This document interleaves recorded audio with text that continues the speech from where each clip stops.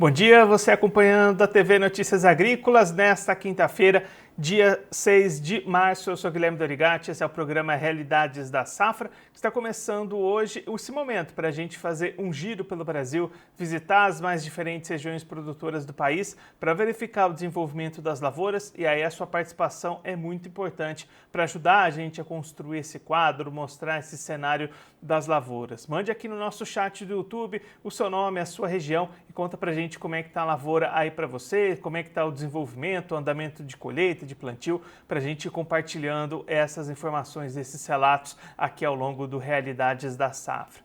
Um outro jeito de vocês participarem aqui com a gente é mandando as suas imagens, as suas fotos, os seus vídeos para a gente exibir aqui no nosso quadro de imagens e mostrar esse desenvolvimento das áreas nas mais diferentes regiões do Brasil.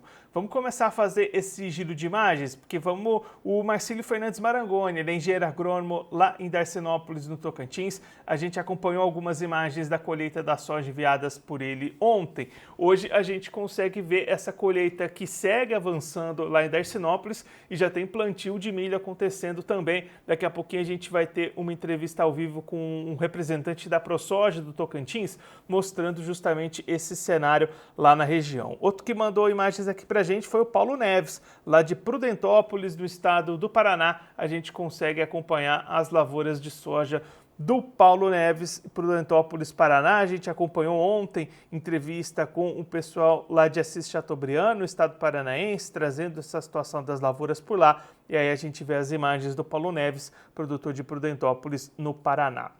Para a gente encerrar esse giro de imagens, Antônio José Tondato, de Cândido Mota, São Paulo, também mostrando a colheita da soja avançando no interior paulista. E daqui a pouquinho o Antônio vai estar ao vivo aqui com a gente para mostrar justamente esse avanço dos trabalhos lá na região de Cândido Mota. E você também pode participar aqui com a gente, mandar a sua imagem, a sua foto, o seu vídeo e contribuir conosco com esse quadro de imagens aqui no Realidades da Safra. Você pode mandar a sua imagem tanto para o Instagram oficial do NA, que é o @Notícias Agrícolas, ou também para o nosso WhatsApp. O número está aparecendo aí na sua tela, é o 19 99767 0241. 19 99767 0241, WhatsApp do Notícias Agrícolas para você mandar a sua imagem, a sua foto, o seu vídeo, compartilhar com a gente como é que está o desenvolvimento da lavoura e das atividades aí na sua região.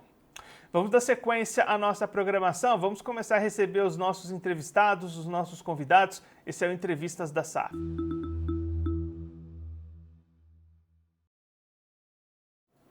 Primeira parada vai ser em Cândido Mota, no estado de São Paulo. O Antônio José Tondato, a gente acabou de acompanhar as imagens da colheita da soja avançando lá na região. Vamos conversar com o Antônio, que já está aqui conosco por vídeo. Antônio, seja muito bem-vindo, é sempre um prazer tê-lo aqui no Notícias Agrícolas. O prazer é todo nosso. Antônio, a gente acabou de ver aqui as imagens que você mandou para a gente da colheita acontecendo aí na região. Conta para a gente como é que estão essas atividades, o andamento da colheita e principalmente os resultados que têm sido obtidos até aqui. Olha, Guilherme, nós estamos aqui na nossa região aí com 70% já da soja colhida.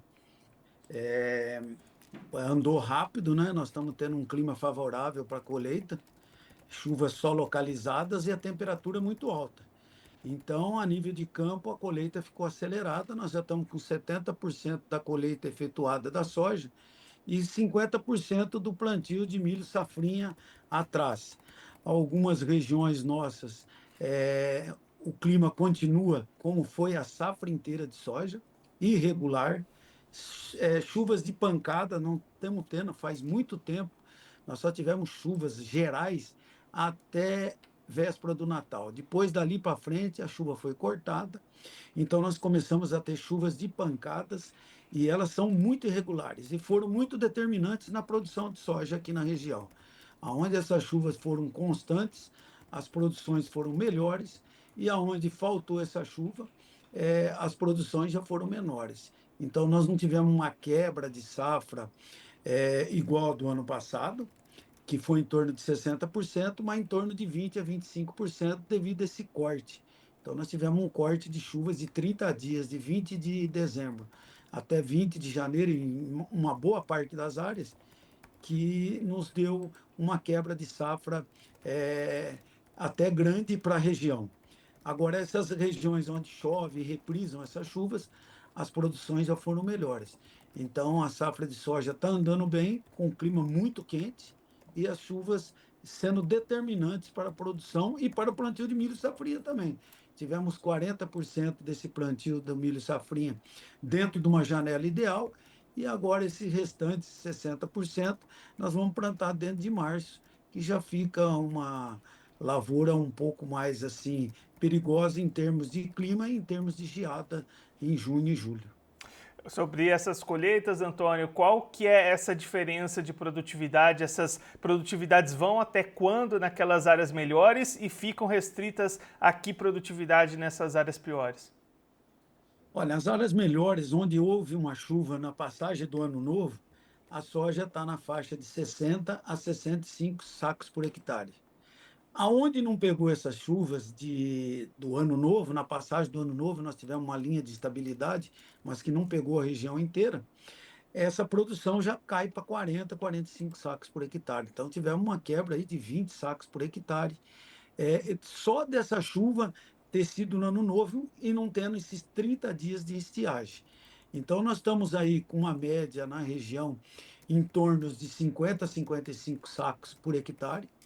Tivemos áreas aí de 30 sacos por hectare, mas tivemos áreas também de 70 sacos. Então, o que vem preocupando o agricultor e vem nos deixando apreensivo realmente é essa pancada de chuva, esse clima irregular. Nós não temos mais aquela chuva que passa e dá aquela molhada geral na região, você está entendendo? Ela é muito localizada, são pancadas que descarregam num local, e num local chove 30 milímetros, no outro local não chove nada. Nós temos áreas aqui, principalmente a área onde eu planto, no município de Florínia, Pedrinhas, uma parte de Tarumã, nós estamos hoje há 32 dias sem chuva. Já na região de Cando Mota, Palmital, uma parte de Tarumã e Assis, as chuvas são mais constantes, a colheita anda razoavelmente bem com o plantio atrás.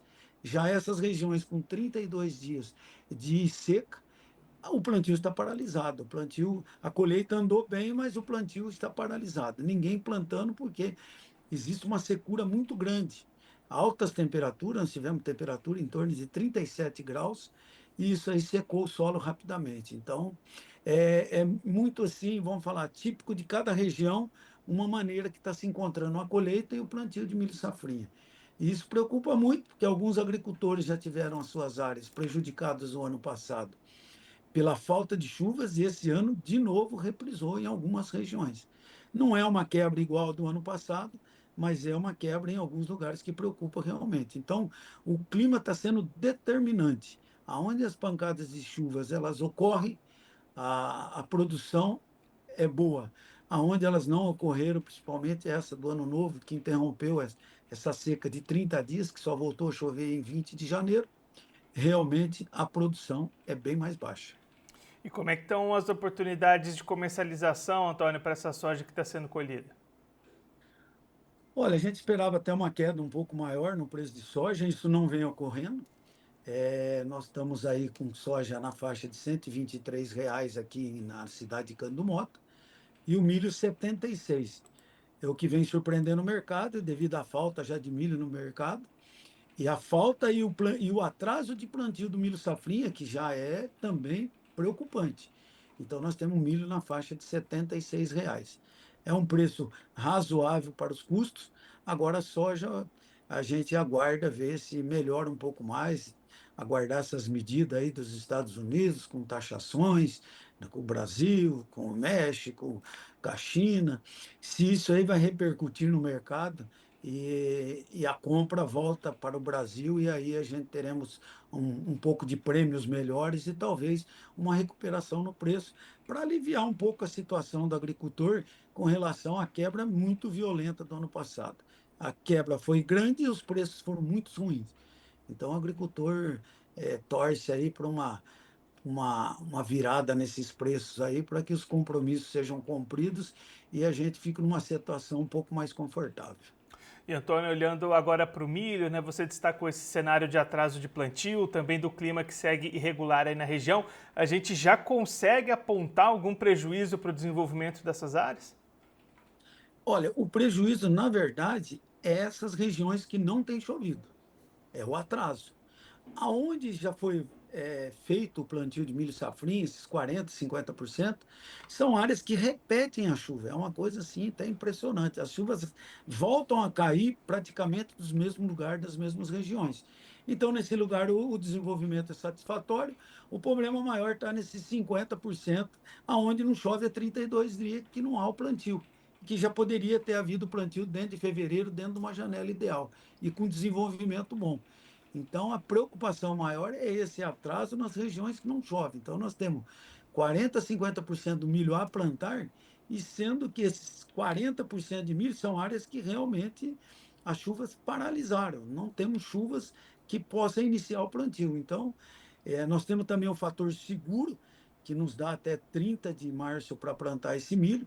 Então, já não se preocupa muito. Mas o milho da janela ideal foi plantado 30%, 40% dentro de fevereiro. Esse milho vem desenvolvendo bem, mas o restante não está havendo plantio. E isso é muito preocupante, porque o atraso gera a preocupação de geadas no futuro. E também pegar um clima irregular dentro de abril e maio. Mas o que nos preocupa muito, e a gente vem, o comentário entre os agricultores, é essa irregularidade das chuvas. As chuvas são poucas e irregulares. Antônio, muito obrigado pela sua participação, por ajudar a gente a entender melhor todo esse cenário. Se você quiser deixar mais algum recado, destacar mais algum ponto para quem está acompanhando a gente, pode ficar à vontade. O que a gente gostaria é que esse clima se regularizasse e os preços melhorassem para que o agricultor desse um respiro, um fôlego para os seus compromissos, tantos que foram deixados do ano passado, como os desse ano. O custo desse ano é um pouco melhor que o ano passado. Então, o ano passado era um custo muito alto e produção muito baixa, e com preço muito baixo. Então, o agricultor aí deu uma pisada no freio e espera que esse ano corra bem essa safrinha, que os preços fiquem nesse patamar ou melhores, para que haja uma recuperação do setor.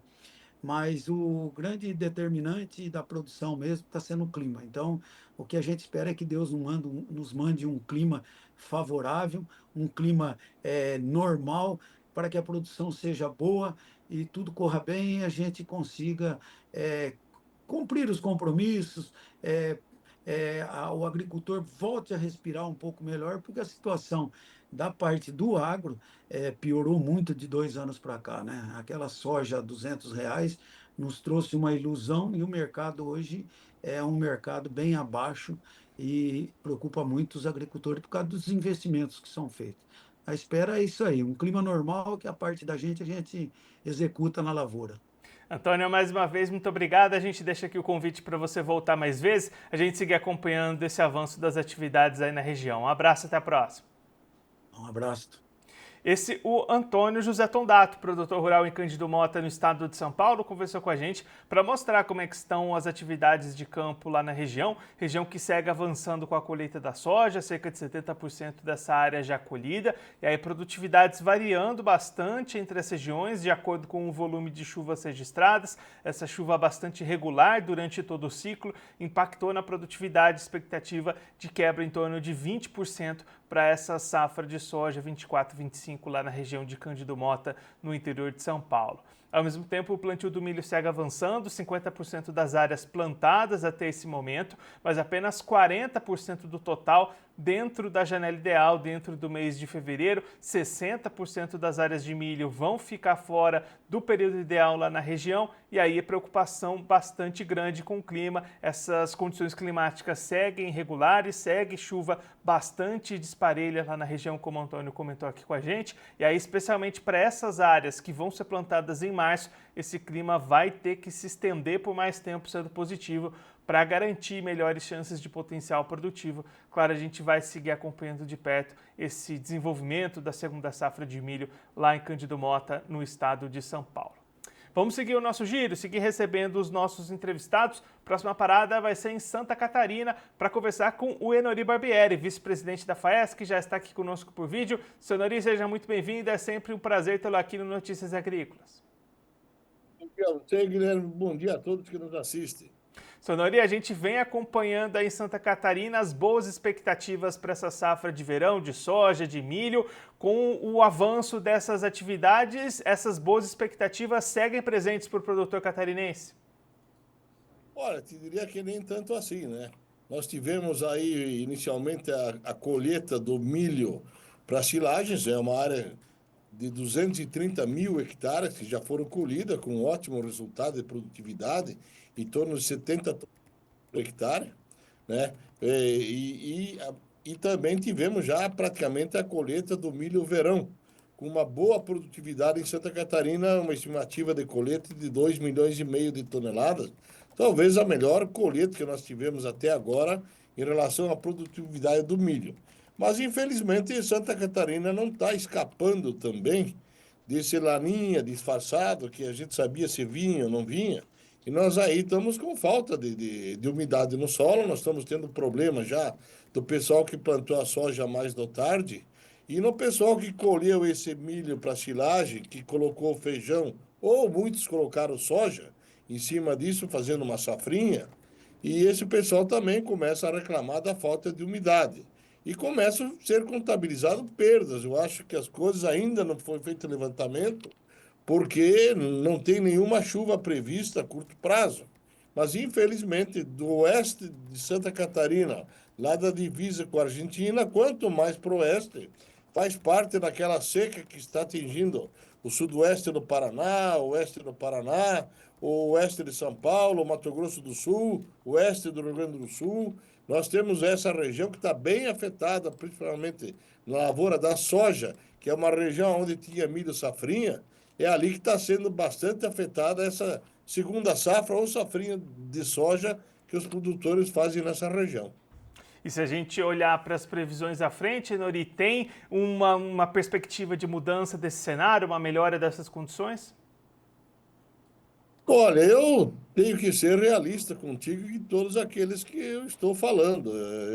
Particularmente, pelas últimas previsões que a gente acompanhou mais detalhadamente sobre o Laninha, eu creio que nós teremos menos chuvas agora no mês de março, menos chuvas no mês de abril, e alguma dúvida se nós teremos chuva lá para o mês de maio.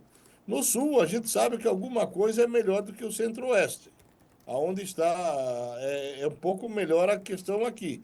Mas, infelizmente, nós vamos ser afetados sim. Alguma coisa, principalmente nesse segundo plantio, ou na própria soja, que a gente está esperando 3 milhões de toneladas, que a soja inicial do mês de outubro em diante, e novembro, é uma soja que tem um bom crescimento vegetativo.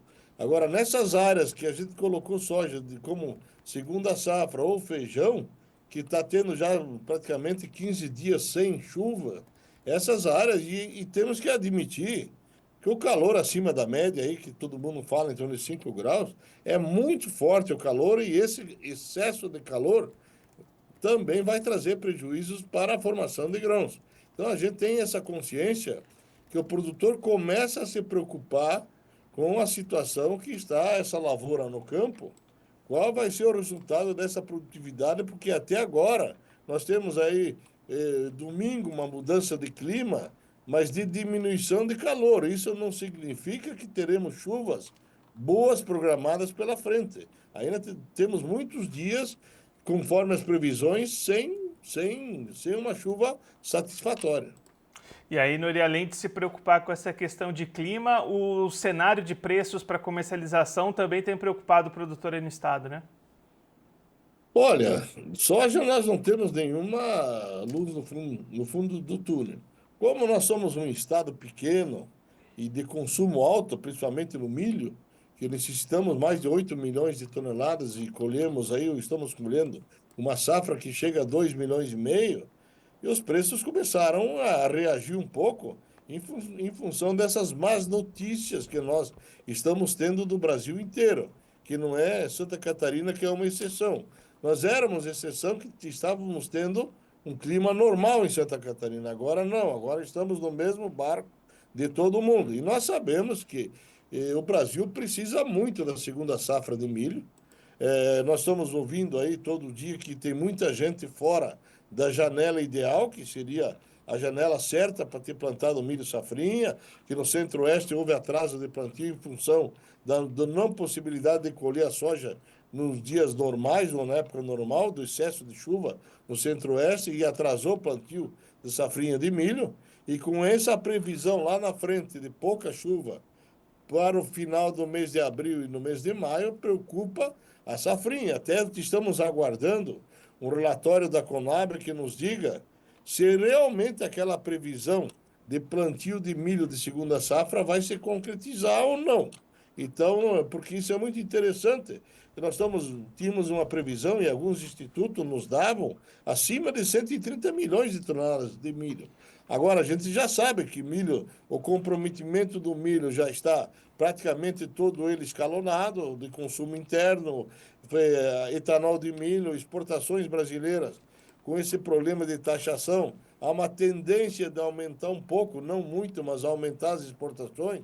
Fala-se que a China poderá vir buscar mais milho aqui no Brasil em função das taxações americanas, mas tudo isso é uma incógnita, porque a gente não sabe o que vai acontecer com esse mercado futuro. Agora, também não adianta fazer projeção de preços altos se não tivermos uma boa colheita. Eu digo, a grande salvação da lavoura seria uma ótima colheita, que isso superaria qualquer problema de preços. Agora, tem uma tendência de alta que se manifesta no milho, é porque não se tem uma definição da safrinha como ela está ocorrendo. Senhor Nori, muito obrigado pela sua participação, por ajudar a gente a entender um pouco melhor todo esse cenário. Se você quiser deixar mais algum recado, destacar mais algum ponto para quem está acompanhando a gente, pode ficar à vontade. Não, estamos sempre à disposição aqui em Santa Catarina para informações e torcendo que a gente possa ter, como agricultor, uma grande safra, né? O que interessa ao agricultor, às vezes até não precisa ter preço, mas tendo uma boa produção, a gente consegue tocar a lavoura para frente e fazer com que a esperança sempre está aberta para que a gente possa um dia melhorar a situação. Um abraço a todos. Senhor Nori, mais uma vez, muito obrigado. A gente deixa aqui o convite para você voltar mais vezes, a gente seguir acompanhando esse desenvolvimento das áreas aí em Santa Catarina. Um abraço, até a próxima. Até a próxima.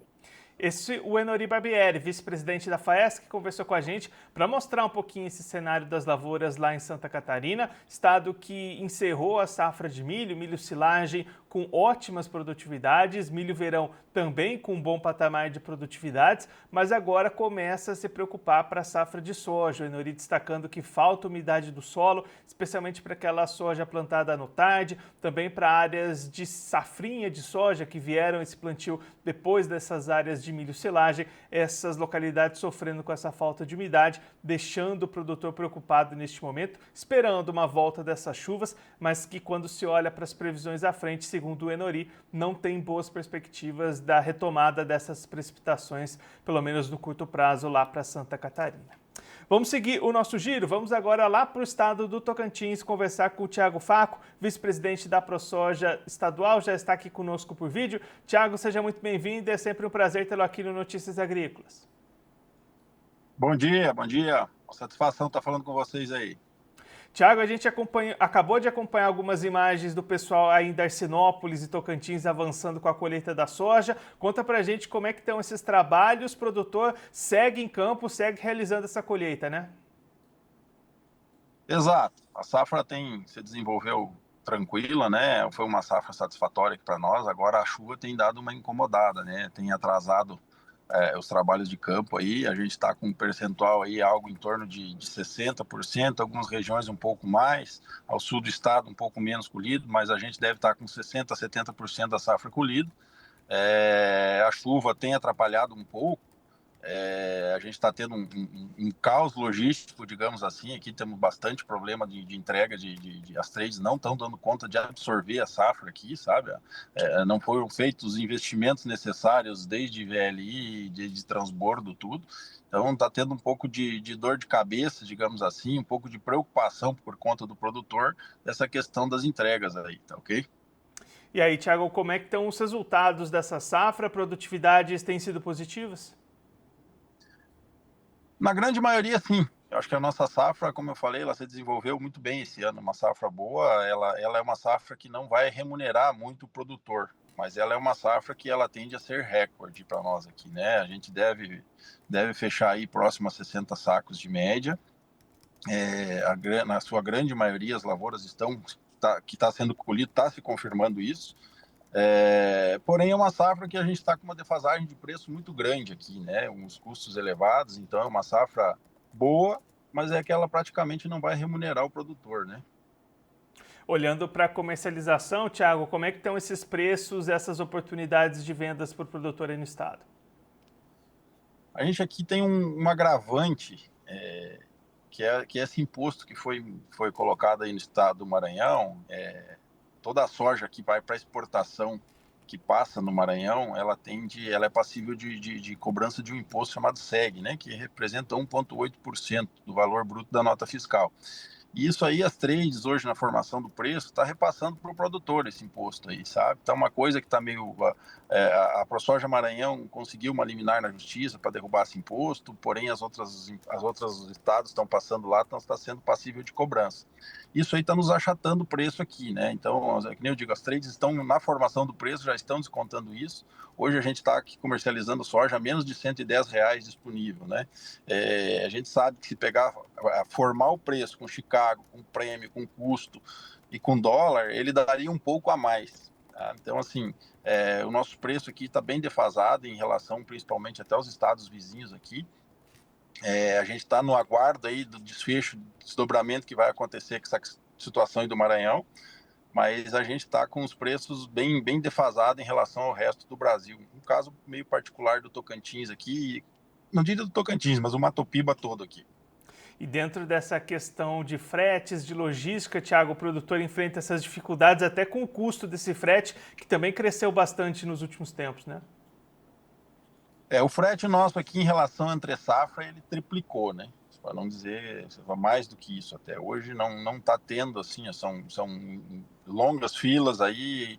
Como a chuva tem atrapalhado um pouco também, não tem fluxo operacional nas unidades de recebimento aqui, as empresas não conseguem fazer as retiradas dos lotes conforme acordado em contratos, né?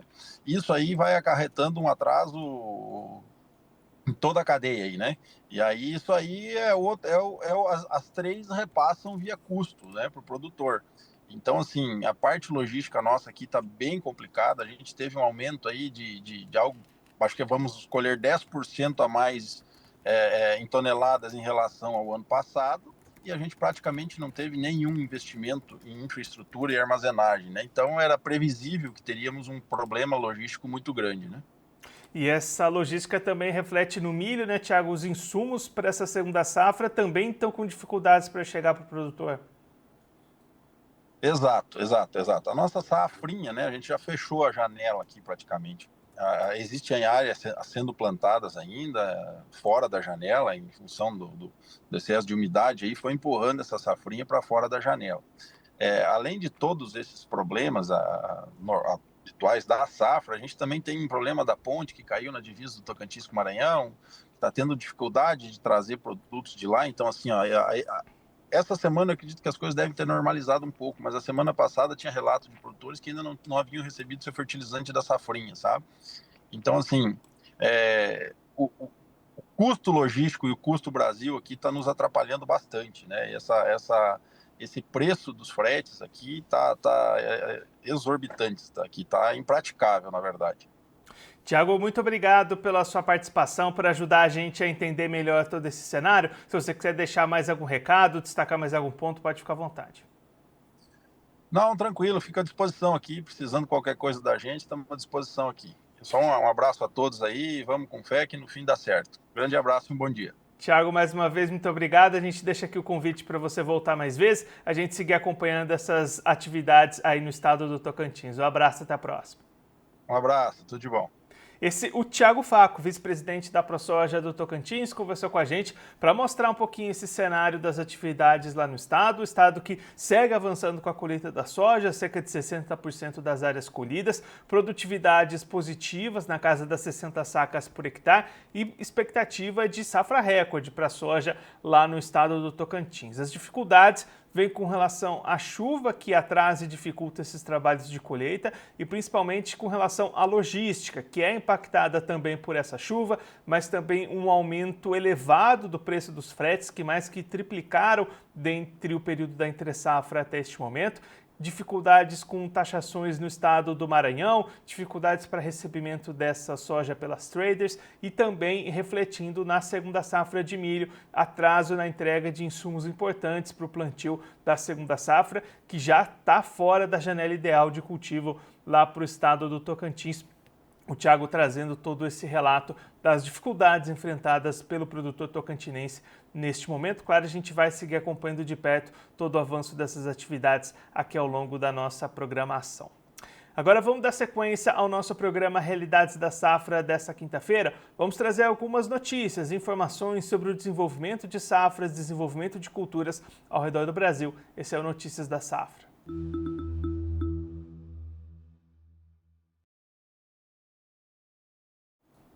Vamos começar olhando para o arroz, porque os trabalhos de colheita dessa safra 24-25 estão avançando lá no sul do Brasil. E ontem a Carla Mendes, nossa jornalista aqui do Notícias Agrícolas, conversou com o Evandro lá das Safras e Mercado para trazer um pouquinho este cenário para a safra brasileira de arroz. Vamos acompanhar um pouquinho o que o Evandro disse sobre essa safra brasileira de arroz. Primeiro, nós temos que lembrar que as decisões de plantio foram tomadas justamente no período da enchente, né? Ali em meados de maio e junho, que seria o período ideal para a aquisição de insumos, melhor período de relação de troca, né, com fertilizantes e tudo mais. Então, nesse período, o arroz vivia uma condição de preços excelente. E com base nisso, o país inteiro se interessou pela cultura do arroz, porque ainda era uma das culturas que trazia melhores resultados. E com isso nós temos a área gigantesca que temos hoje, onde o país inteiro se interessou pela cultura do arroz. Em relação ao Rio Grande do Sul e efeitos da enchente, o principal deles foi na região central do estado, onde muitas áreas não puderam ser semeadas, onde houve muitos prejuízos em relação à infraestrutura, e muitos deles ainda não foram consertados, não foram resolvidos efetivamente. O estado gaúcho ainda sofre muito com os efeitos das enchentes, né? Com relação a pontes, com relação a estradas. Muitos desses pontos ainda não foram resolvidos. Mas o que mostra é que o gaúcho não se limitou por conta desses efeitos, né? E seguiu plantando. Tanto que os efeitos, principalmente na região do estado, as perdas que se estimava em relação ao período das enchentes foram menores do que o esperado. E outras áreas, como a região da Campanha, tiveram uma área maior do que o esperado. Por isso, ajustes nas áreas de produção. Então, apesar de todos os percalços enfrentados naquele período, o arroz deverá ter uma safra excepcional. E, novamente, o desafio deve ser o escoamento. Desafio em relação ao consumo, em relação à infraestrutura, os principais desafios que sempre o Brasil enfrenta em relação ao escoamento.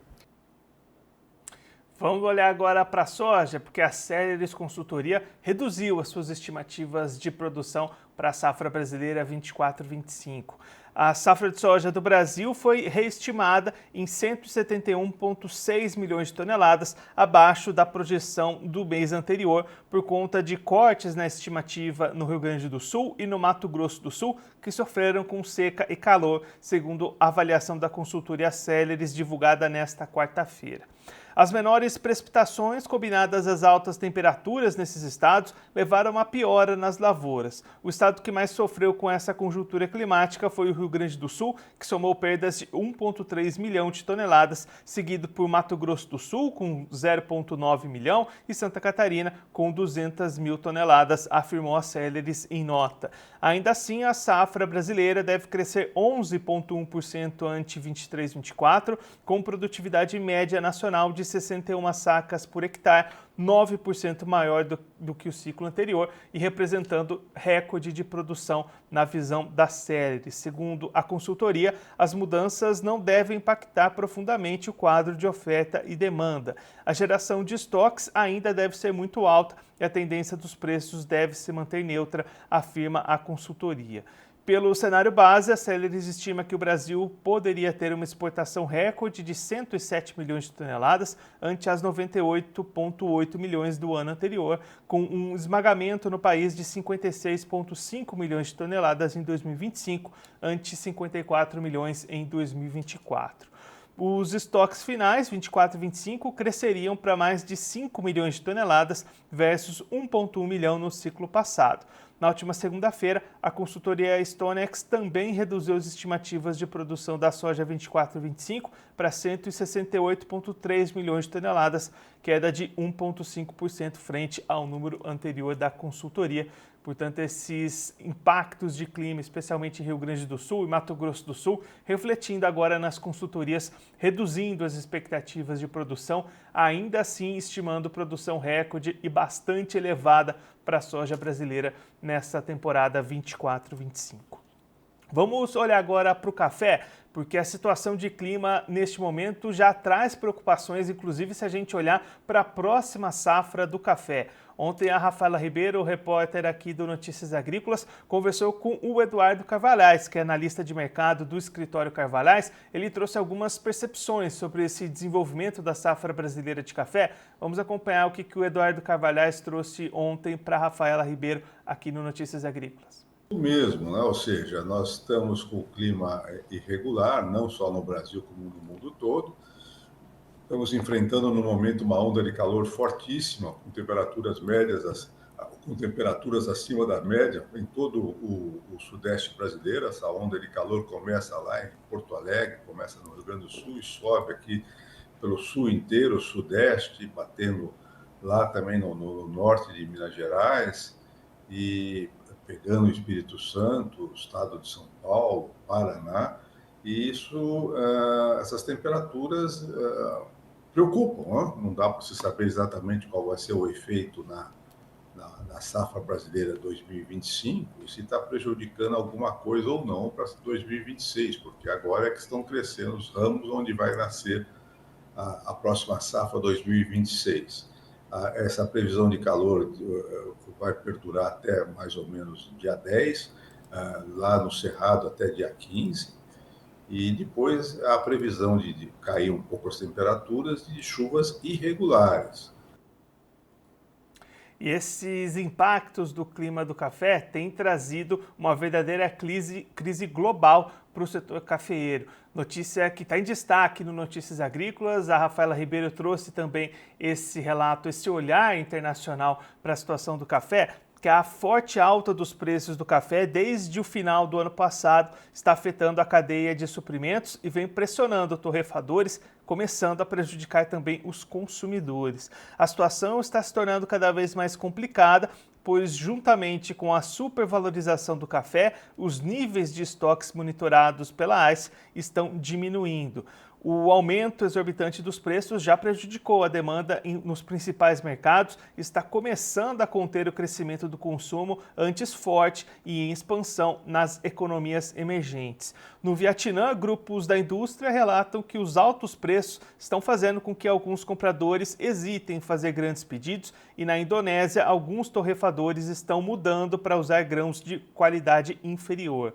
Enquanto os varejistas reagem aos esforços dos torrefadores para aumentar os preços em novas negociações, isso está causando uma falta temporária de alguns produtos em certas lojas da Europa. A Bloomberg, o site internacional, trouxe o relato de que consumidores europeus estão sendo confrontados com mais uma repercussão da crise global do café e, com isso, as prateleiras dos supermercados estão vazias enquanto os principais varejistas renegociam acordos de fornecimento, explica a Bloomberg. A íntegra dessa notícia, dessa informação, está lá no site do Notícias Agrícolas, você pode acompanhar ela acessando por lá.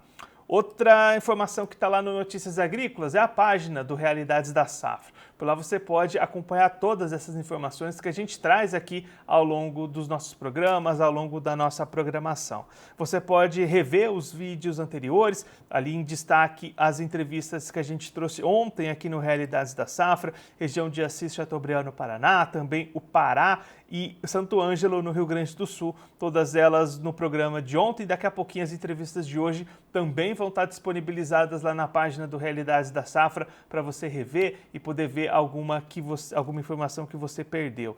Também por lá você pode acompanhar as notícias que a gente traz aqui ao longo da nossa programação, tem as informações sobre a safra de soja, sobre o desenvolvimento do café, tudo concentrado ali na página do Realidades da Safra para você que está acompanhando a gente aqui ao longo da nossa programação. Acessa lá o site do NA e a página do Realidades da Safra. Fica tudo concentrado por lá para você ter todas essas informações num só local.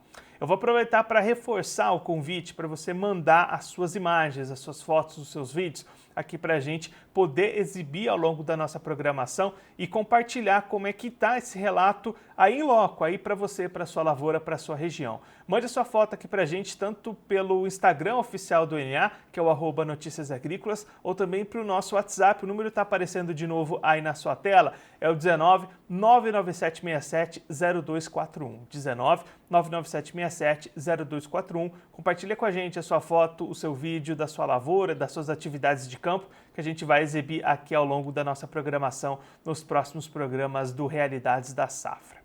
A gente vai ficando por aqui com a edição de hoje do Realidades da Safra, mas daqui a pouquinho a nossa programação está de volta. Daqui a pouquinho o Erickson Cunha vai assumir a bancada do NA para conversar com o Francisco de Assis Diniz, trazendo todas as informações sobre clima, sobre meteorologia, para você acompanhando ao vivo a TV Notícias Agrícolas. Então já começa a sua participação, vai mandando aqui no nosso chat o seu nome, a sua região, o que você quer saber do clima aí para você, que daqui a pouquinho o Erickson e o Assis vão trazer todas essas informações do que a gente pode esperar do tempo para os próximos dias aqui no Brasil. Aproveitar também para registrar a participação de vocês acompanhando a gente ao vivo nesta quinta-feira. O Matheus Gomes acompanhando a gente, o Nivaldo Forastieri, lá do Paraná, sempre ligado com a gente, parceiro aqui do Notícias Agrícolas, Lerroques, também a Neuza, todo mundo acompanhando o Realidades da Safra nesta quinta-feira, dia 6 de março. Daqui a pouquinho a nossa programação vai estar de volta, como eu disse, Erickson Cunha e Francisco de Assis Diniz, trazendo a previsão do tempo para você acompanhando a gente ao vivo nesta quinta-feira.